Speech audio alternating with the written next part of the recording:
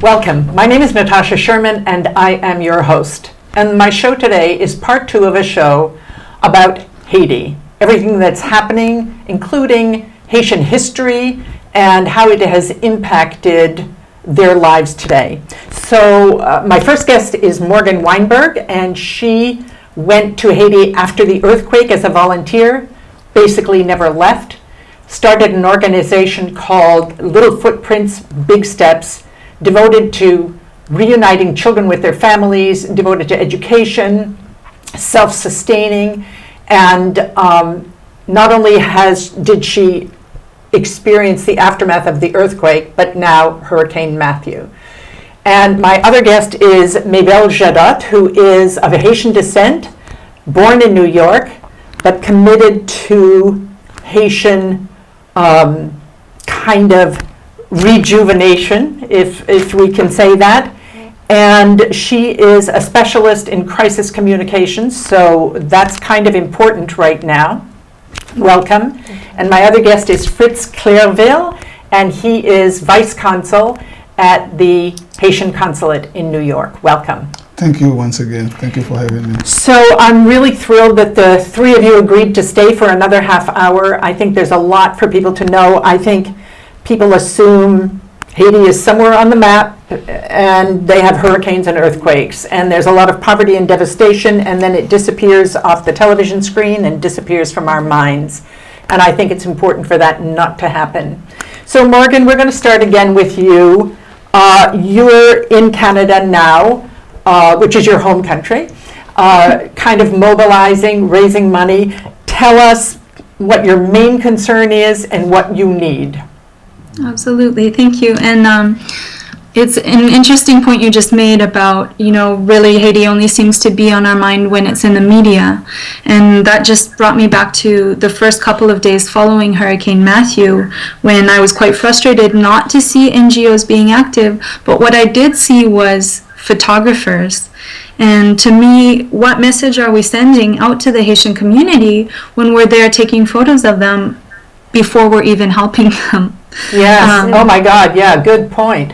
So, but in terms of our response, my priority immediately following the hurricane, the first week or so was just checking on all the children, families, and staff that I work with to see if they were even alive and ensure that they got, emergency medical care and supplies.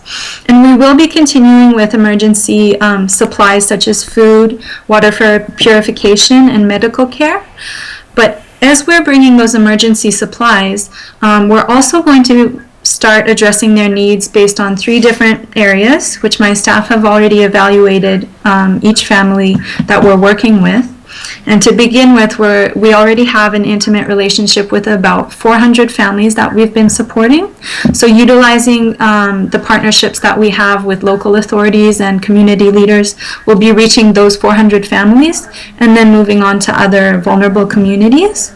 But we've evaluated their needs based on the areas of shelter, education, and livelihoods.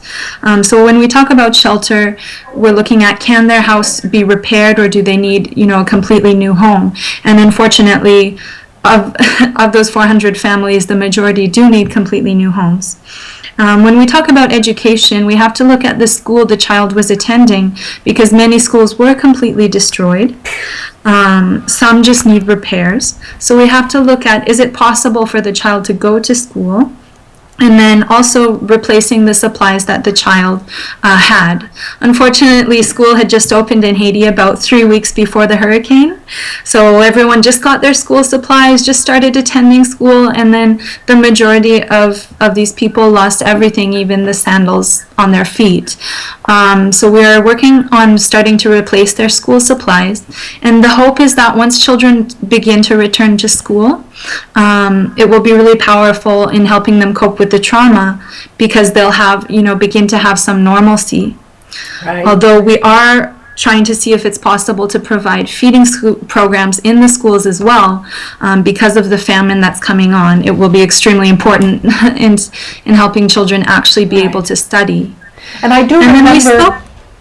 we spoke a bit about, the need for economic stability as well and food security. So that's why even though we're doing emergency relief, we are starting to integrate livelihoods into it, you know, helping families begin to plant their gardens again and whatnot.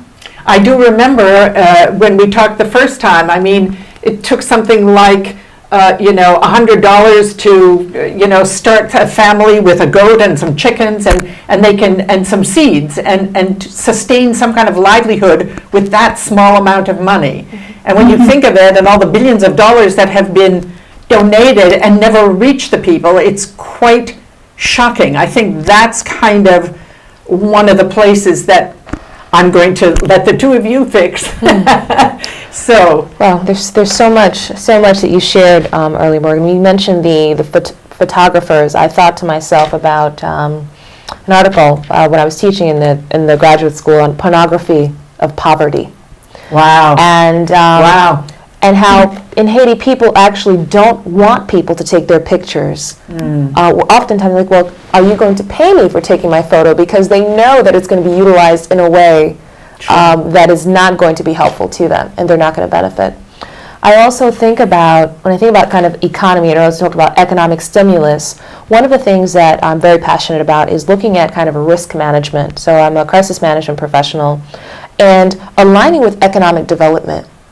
You know, there's a reason why, after Sandy here in New Jersey, that HUD, and they were looking at how can we support businesses, small, mid-tier, and large, recover. Because when the business sector, the private sector recovers, the community recovers. And, you have over the many years, here in Haiti, an agrarian society based on agriculture that is still stuck in the 1800s, in the colonial time, where farming is subsistence farming, and it's not mass production like what we do here in the United States or other developing countries. So, except for a few areas, where like mango production, you have the degradation of industry over the years based on liberal policies of the 1980s. So say a little bit about that. A little bit more about that. So in the 80s, what you had is a transition. You had the United States and many others who went to developing countries and encouraged them to reduce their tariffs and to bring in commodities under the guise that, well, it costs a lot to produce sugar. So since the cost of sugar is so high in terms of producing it, which is what Haitians were producing with sugar. They were actually exported to the world. Okay. Well then, let's bring in sugar at a cheaper price with no tariffs. So then they closed down the sugar, the very industry, decimating the industry, and it would never recovered. Families lost jobs, and those jobs permanently were gone. And you have now a flooding of not only sugar, but other commodities under the Clinton administration. Rice, for example. It was good for the Arkansas farmers, but not good for the Haitian people and the families that are supported. Imagine, one person who's employed supports about 6 people on average. And so when you have this proliferation of rice and other commodities saturating the market, it becomes very difficult for the farmers to be able to compete in terms of prices. It becomes very difficult. The value of imported products is of higher value than the local organic products that are made. And as a result, you have multiple industries that have been decimated. More recently, former President Clinton publicly apologized because for his part in those policies that negatively impacted Haiti, because to this day it hasn't recovered. That hasn't recovered. Additionally, you have, to go back to a point we're making about the NGO'S and the Haitian government, the idea of recovery and rebuilding cannot happen in a vacuum, and it cannot happen in a silo. And economic development not only has an impact on a community, the individual family, but the entire nation. And those opportunities are less and less and less as we experience inflation and others. I'm going to turn it over to you, Fritz, because I know commerce, yes, business is your forte. Yes, actually, there's another dimension to the problem. When Bill Clinton was the a special envoy to Haiti by the United Nations. So he brought a lot of people, investors, to Port-au-Prince. Everybody goes to Port-au-Prince. You might as well talk about the Republic of Port-au-Prince, which is the state capital. And they neglect the countryside, which a lot of people from the countryside, they just go to Port-au-Prince, create some sort of congestion and of bodies and Port-au-Prince. So as a result, people are not living in their hometown to cultivate the land. And you have an exodus of people coming all over the place in Port-au-Prince. And every activities that produce jobs happen in Port-au-Prince. So there's not enough job to satisfy those people. So and now they've left their homes. They left their homes. And their farms. And their farms. So, and as a result, you have very little production. There has not been mass production of food because it's easy for them to buy from the imported goods. And then one would wonder, where do they have money? I guess it's all been fed by the remittances from those of us who are living in the diaspora. We sent about $3 billion to Haiti every year. These are the money that the merchants of goods and services from the international market tap into that money. And so there has not been any national production. There's no growth. As a result, if you see the exchange, the business exchange between Haiti and the United States, it's about $2 billion exchange versus the Dominican Republic for the I'm talking about 2015.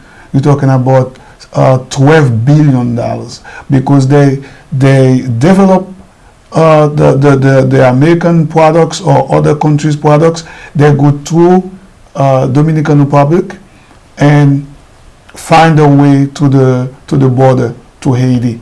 Some of them in contraband, some of them directly. So all these things, it's orchestrated. So what's the solution?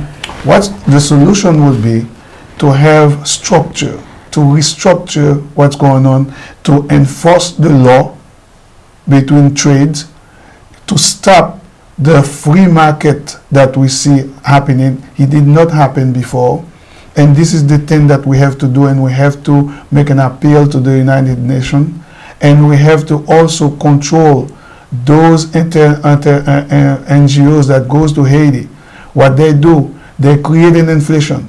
They pay a high salary to even the doctors at some point. They didn't want to work at the state hospitals because they make more money. And they strike. They went on strike. Working for NGOs, and now the NGOs has left. They cannot satisfy. They cannot pay the doctors working at the state hospitals. They're in strike. How many months? For almost a year now. So this is you see a lot of. It almost seems chaotic and almost unsolvable. Morgan, do you want to add anything here? Absolutely, these are all such important points, and I've definitely witnessed firsthand trying to purchase, the locally produced rice and having it be 3 times the price of the imported rice. And I think, as mentioned, part of the solution would be, particularly when we're looking at international aid, to not be importing food as much as investing in local agricultural production. And also we can look at the centralization of aid as a big issue. As was mentioned, so many people leave their beautiful, lush, land in the countryside where you have avocado trees and mango trees, overflowing. There's too much for people to eat, and people are abandoning those beautiful areas to go to the city because they see it as having more opportunity. And yet in the city, people are malnourished, there's, illness is spreading much more.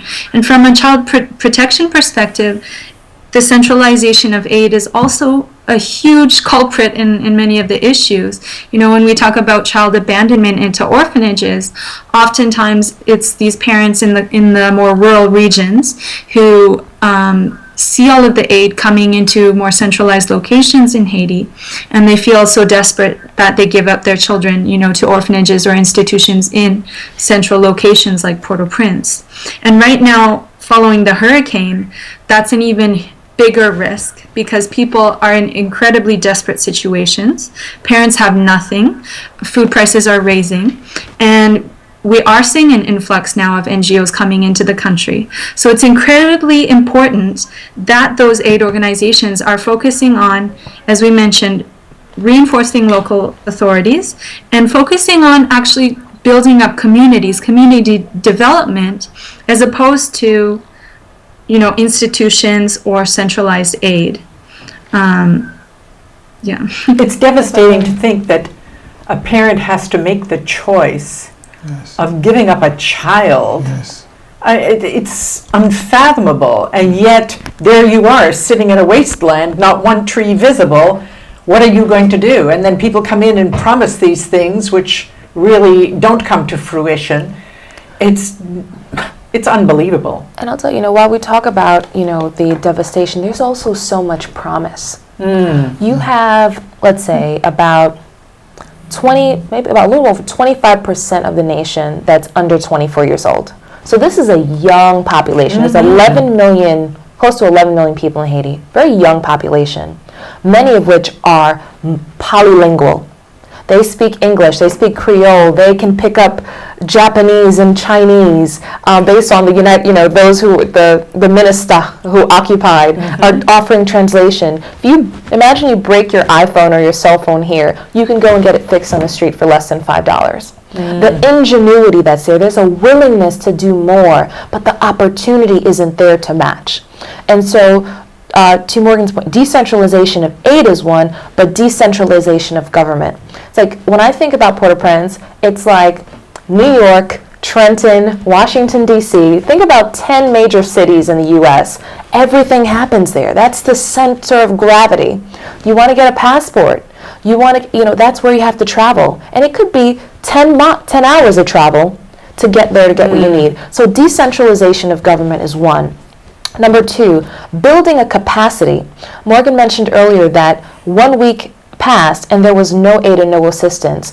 If you were to train very capable Haitian students and give them, build their technical capacity, they would be able to be first responders.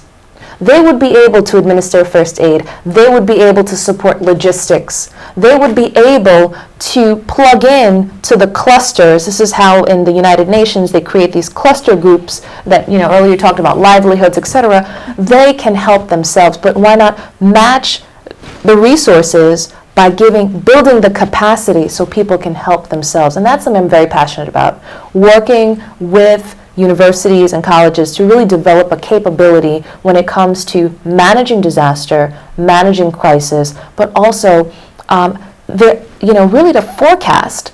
It wasn't unimaginable to think that a Category 5 hurricane would have this type of devastation. If you have 98% deforestation, well then, without trees, you're going to have flash flooding, you're going to have flooding, there's certain illnesses that will result. For example, if you're using the same water to drink and the same water to wash, and there's been cholera in multiple places, well, there's a likeliness there's going to be cholera, and it's going to increase now. What can you do to support the gynecological needs of women? The needs that you can anticipate those needs, and you can plan accordingly. Yes.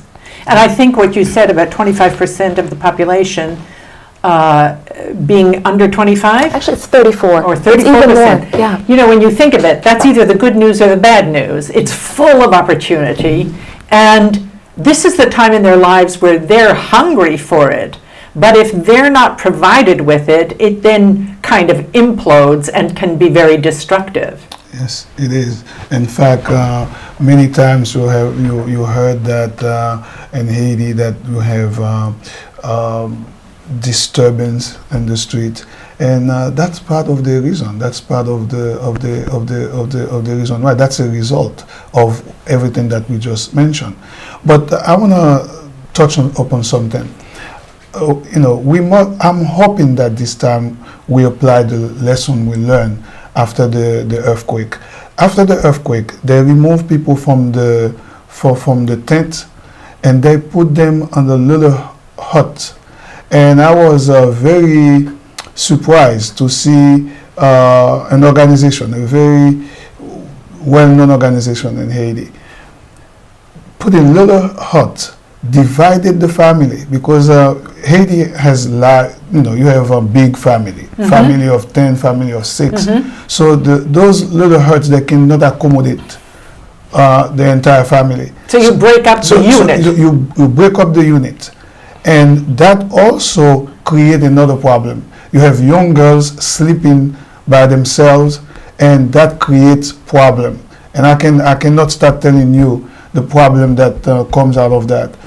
And so we have to redirect our effort if we really want to do good, because the way things happen, we realize that we create more damage in the process. Right. And I think, how much more can Haiti take? It's like, where do you go from here? There's not much further down.